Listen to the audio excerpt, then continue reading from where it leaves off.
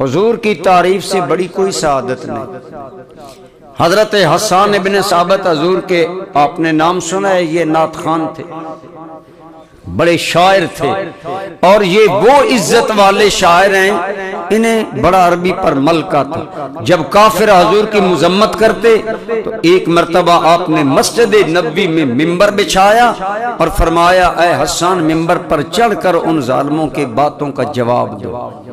تو حضرت حسان بن ثابت نے مسجد نبوی میں رسول اللہ کے سامنے حضور کی نعتیں پڑھی، قصیدہ پڑھا، اور عجیب اس کے اندر رنگ باندھ گیا۔ حضرت نبی کریم اتنے خوش ہوئے، عرض کیا اللہم ایدہ بروح القدس، اے میرے مولا جب میرا حسان میری نعتیں پڑھے جبریل کے ذریعے اس کی تائید فرما، جبریل کے ذریعے اس کی مدد فرما۔ اور حضور نے اپنی چادر مبارک ایک نعت خان کو عطا کی۔ اس نے جب حضور کی نعت پڑھی، حضور کی تعریف کی، تو میرے آقا نے اپنی چادر عطا کی۔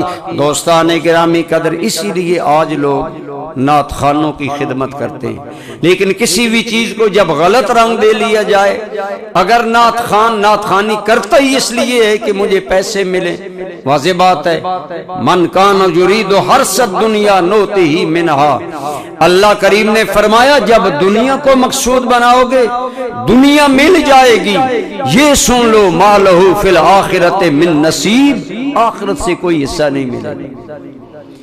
جو لوگ آج نعت خوانی یا رسول اللہ کے میلاد کو مکا اور اسے اپنی دنیاوی زندگی کا ذریعہ بناتے ہیں، انہیں دنیا مل جائے گی، آخرت نہیں ملے گی۔ اور اگر آپ حضور کی نعت پڑھیں کہ خدا اور مصطفیٰ راضی ہوں، تو خدا اور مصطفیٰ بھی راضی ہوں گے اور دنیا میں بھی کوئی کمی نہیں۔